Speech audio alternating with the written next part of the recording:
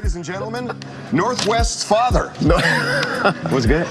Kanye, how you doing, man? What's good? Welcome How you to doing? Kanye. Thank you so much. All right, here we are back at it again with another body language video. I know I haven't made one in a while. If you're subscribed to me for body language videos, I am so sorry. Be sure to check out all of the disclaimers about body language below. I'm gonna save my personal thoughts on Kanye and what he said in this interview for the end of this video, but for right now, let's go ahead and get into the body language reading. If you don't know, this is Kanye West. He's a rapper, and recently he's been getting a lot of media attention because he said a lot of questionable things about the race relations and politics in the US. So here he is in his TMZ interview. Let's get into it. You hear about slavery for 400 years? For 400 years? That sounds like a choice. Like, you was there for 400 years and it's all of y'all?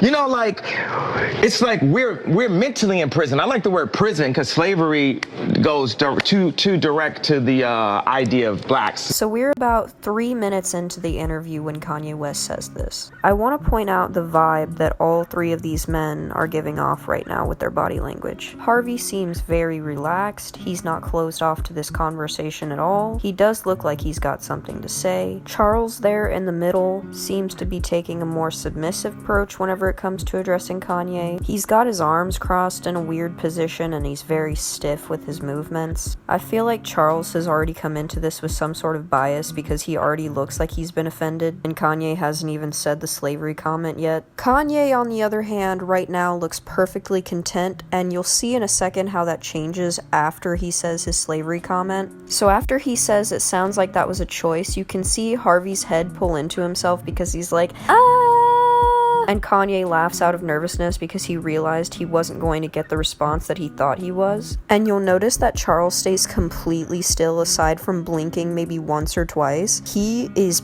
pissed. And then we go on to see a lot of nervous hand movements from Kanye. He brushes his nose and then his eyes start scanning the more logical side of his brain, so he's trying to make sense of what he just said himself, but he's losing his train of thought, and that's why you see the confused hand movements. You'll notice that Kanye talks with his hands a lot. So that's just a general first impression of what I'm getting from this conversation. Kanye knew in that moment that he had fucked up with his wording. So prison is something that unites us as one race, blacks and whites being one race. That we're one, we're the human race, we're human beings and stuff. And then eventually, you know.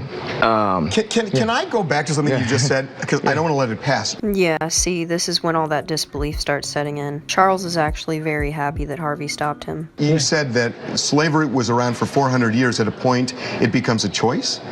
Yeah, right now we're choosing to be enslaved. And this is exactly how Kanye really feels. It's how he really thinks. I think what you're doing right now is actually an afterthought. And the reason why I feel like that is because, Kanye, you're entitled to your opinion. You're entitled to believe whatever you want.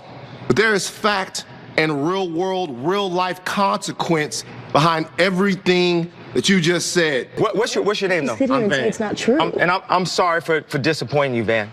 So whenever Van decides to speak up against some of the things that Kanye had said during that interview, it seemed like Kanye was open to an extent to listen to him, and I believe Kanye's apology to Van to be genuine. We can see here that Van's standing up very tall. He's saying something that he truly believes. And from this still alone, I'm getting two things from Van's body language. One is that I find it interesting that he's not addressing Kanye at all. He very rarely makes eye contact with him while he's on his soapbox. But then two, I guess I can understand why he wouldn't be necessarily looking him in the eye as he's talking to him. He's realizing that he won't always agree with what Kanye has to say in every single situation, and it sucks because he used to really look up to him. This is all I have for the TMZ interview, though. I did also want to look at his Ellen interview really quickly, so let's take a look at that. That's how it feels, though. You know, it's like the pursuit of happiness. Like, it's like you're trying to sell this bone density machine or something, you know, in that movie. I feel that if I had more resources, I could help more people. I have ideas that can make the human race existence within our 100 years better.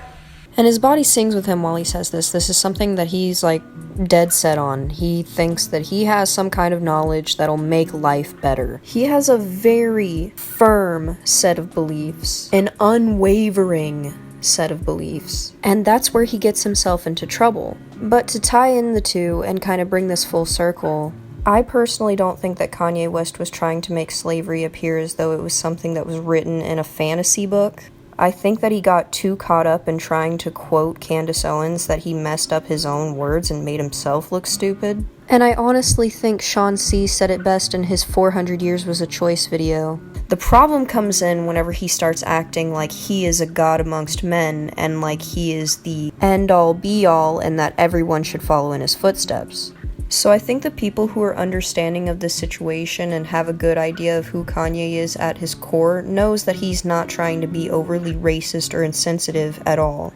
In a perfect world, sure, we'd all get along, we'd all have the same ideologies, but this isn't a perfect world, and I highly doubt that any of the ideas that Kanye has in order to get us there aren't going to work. But this also isn't to say that Kanye West is completely batshit and that we should just throw all of his ideas out the window. I think it's great that Kanye West is using his platform in order to start a dialogue, a conversation about things like this. Ideologies like Kanye's are the type of ideologies that challenge us as a society. Especially with someone as big and influential as Kanye, it's almost like we're forced to listen to what he has to say. It's inescapable. But that's all I have for today. Let me know what you guys think about this whole situation in the comments below. And thanks to all my subscribers for sticking it out and waiting for a new body language video. I hope you guys have a great day. I'll see you on the next one.